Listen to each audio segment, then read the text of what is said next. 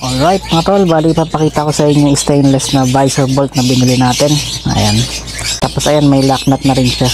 Para hindi masayang yung gamit ito, ayan, gupitin natin to, hiwain nyo natin. Ayun. Sa mga tol, ayan. Ayan na. Tapos yung washer na puti mga tol, meron pang puti yan, ayan o. Sapin na rin natin siya pagka yung solo natin, ganunin natin. Ayan. Push natin sa ilalim, tapos push natin paangat. Ayun. Tapos tulak na natin pataas. Ayan. Ayan mga tolo. Napansin nyo. May lock lang siya. Ngayon may access tayo dito sa taas. Pwede natin lagay yung ano, yung mismong nut na ano, ng visor inner bolt natin.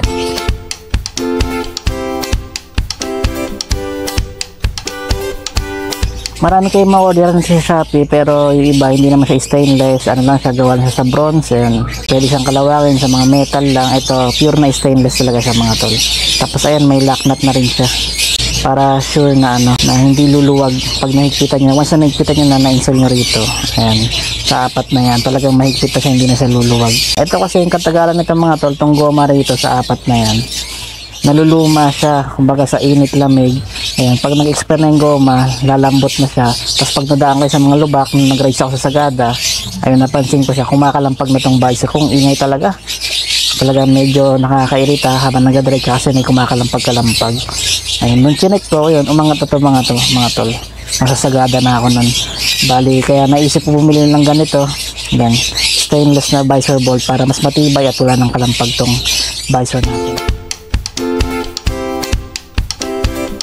Alright mga tol, bali gamit tayo na inko para ang gamitin natin itong Allen na to, Allen type na bolt. Tanggalin na natin.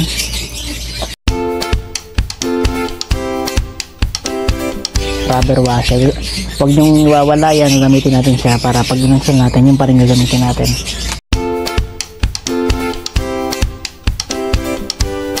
Ito yung sinasabi ko sa inyo mga tol, ayan. Ayan, yung goma na yan, lundo na siya, natupi na. Ayan.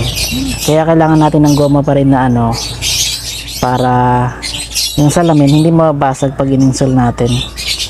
Nakaklip lang naman siya rito. Tanggalin natin. Ito mga tol, para mabilis yung matanggal, ipupush nyo lang pababa. Para ano, ayan, tutunog naman siya. Ayan. Ito kasi nasisira agad oh. Ayan. Nalalaspag siya sa katagalan. Magagamit natin ng goma na ito mga tol. Tupitin na lang natin siguro. Napupush na natin pababa. Ayun. Okay na yan. Alright mga tol, para hindi masayang yung gamit ito, ayan, gupitin natin to, hiwain nyo natin para magamit natin sa likod ng ano, pinaka ano natin, rubber washer. Kutsilyo na lang natin siguro mga tol. Ingat na lang para hindi masira yung goma.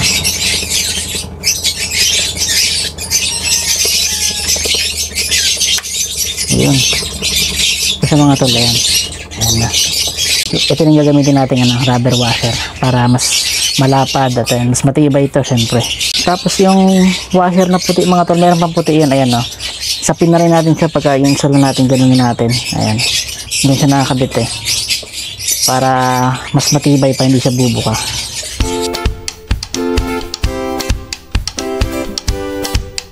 One, two, three, four. Ayan yung gagamitin natin ano, kumbaga pinaka washer natin sa ilalim para yung visor natin hindi madamage, goods pa rin siya.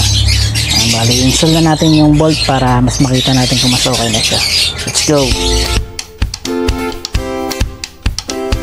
Isa pang medyo mahirap mga tol dahil ito alanganin yung sukat ng nut nya. Ito 14, maluwag siya, pero pwede na ito pang higpit. 14 na kasi pinakamaliit natin. Meron ako yung mga nabibili sa Shopee na ganito lang, malaki gamit din ito mga tol. Ito, ayan, kompleto siya, may sukat siya. 1/2 eh, yung nandito niya 1/2, ayan yung nakikita nyo, 1/2. Swak na swak siya. Ayan o, swak na swak. Ito na isang pangontra natin. So ito sa ibabaw na lang, pwede naman to 14, kahagat pa rin naman yung mga tol. Ay mga tol, balik gamitan natin siya ng 1/4 na adjustable torque wrench, pangontra lang.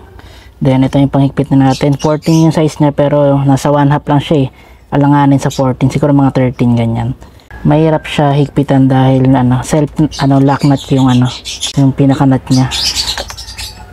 Ayan. Yan yung kalabasan ng dalawa pag nalagay na. Alright mga tol, bali ito napansin ko pala, dahil hindi natin siya matudukot pag nilagay natin dito. Ito pala yung mismong takip niya. Bali, mayroon siyang lock dito sa likod niya. Tapos ipupush natin siya pataas para matangkad. Pwede tayong gumamit ng alley wrench mga tol para maipush to. Pampush natin pag ganyan para umangat to. Tapos mayroon tayong ipupush dito. May lock siya dito. Makakapa niya naman mga tol na sa ilalim na siya. Maliit lang siya. Tapos ipupush natin paangat para yung mismong nut, ayun, madukot natin mamaya. Mahigpitan natin na maayos. Alright, ganito lang mga tol. Push natin sa ilalim. Tapos push natin paangat. Ayun mga tol, tutunog naman siyang ganun pag na-push na maayos. Tapos tulak na natin pataas. Ayan, ayan mga tol, mapansin nyo may lock lang siya. Yan lang yung kailangan matanggal natin yung lock na yan. Tapos push natin. Ayan, madudukot na natin. May access tayo dito sa ibabaw. Ayan, lagay natin sa tabi. Ganun din sa kabila. Push natin yung lock. Tapos ayan, umangat na siya. Ayan, tapos tulak natin. Ayan, simple lang. Ngayon may access tayo dito sa taas. Pwede natin lagay yung mismong nut na ng visor inner bolt natin. Alright mga tol, bali ito lang magpapahirap sa atin kasi ito may self lock nut siya. Itong nut ng nabili natin stainless na ayan, medyo mahigpit talaga siya once na tawag dito, hinigpitan natin dahil kakapit na siya para hindi rin siya lumuwag. Ayan, ngayon gagamitan natin siya ng long nose. Ayan, pangontra dito sa taas. Pwede natin siya lagay na ayan, pasok natin. Ayan, tapos kontrahin natin itong taas mga tol ng long nose. Sakto lang naman siya. Ayan, tapos ayan, higpitan na natin. Ngayon mga tol, bali nahigpitan na natin siya ng konti. Saka natin susukat muna yung visor natin kung sakto ba yung butas niya baba taas. Lagay muna natin isa, saka tayo mag-adjust. Ayan, once na umigpit na, sukatin na muna natin yung visor natin kung sakto na yung butas. Sukatin natin, kailangan tama siya dito sa 4 na butas na to para pag pinasok natin mas okay na.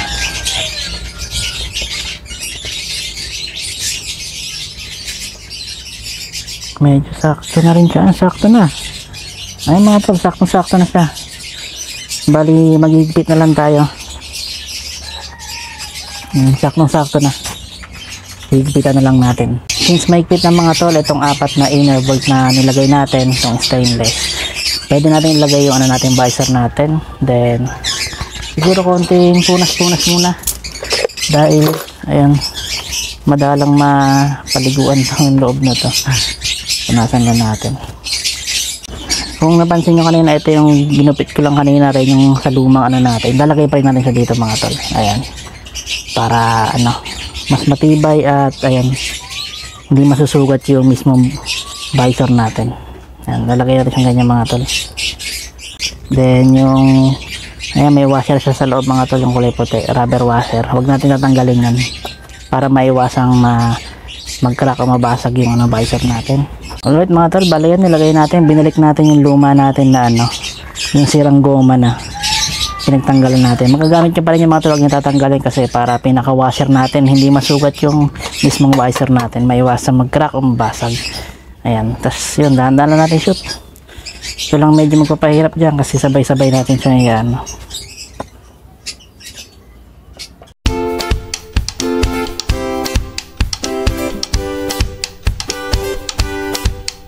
Hindi pa natin makalimutan to, lagay natin muna sa ibabaw. Ayan, kiklip mo lang siya mga tol, tutunog naman na siya. Kusa. Hindi siya mahirap balik, medyo mas mahirap siya tanggalin. Ayan, clip lang naman siya. Check nyo lang kung nalak na sa likod. Ayan, sigilan na natin mga bolts.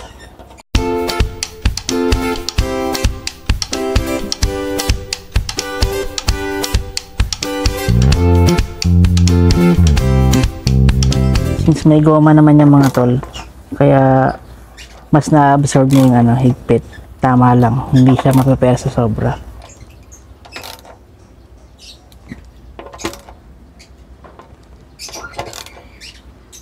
Ayan, alright mga tol, okay na yan. Wala na siyang kalampag, oh. Mas okay na. Ayun mga tol, bali nakita yung paano pag-install ng ano, inner visor bolt natin na stainless. Ayan. Ang medyo nagpahirap lang talaga yung self-lock nut natin na ano, medyo matigas siya kasi mahirap dukutin. Ayun, kailangan yun ng pangontra talaga siya. Buti dito sa harapan, ay sa taas, medyo madali-dali kontrahin dahil yung long nose pasok siya sa nut. Ayan, dito sa baba, meron naman tayong ano, adjustable torque wrench sa 1/4. Meron siyang swak din siya. Ayan. Ayan, bali mga tol, lalagay ko lang sa description ng video na to yung link kung saan kayo pwedeng bumili. Ayan, meron namang mas mura yung mga ano, bakal lang siya kasi yung kinakalawang ito, stainless talaga. Hindi talaga siya kakalawang, tatagal talaga siya mga tol. Alright, bali sa susunod ulit na ano, video tutorial mga tol. Ayan, simple upgrade lang. I-upgrade nyo na yung ano, motor nyo. Hanggang di pa kayo nakakaranas ng ano, yun, paglaspag ng mismong dating goma. Ayan, dahil sa rough road na dinadaanan natin, mahilig tayo mag-adventure. Ayan, talagang matatagtag tong visor natin. Alright, bali yun mga tol, kita-kits sa next adventure or video tutorial. Ayan, kita-kits mga tol.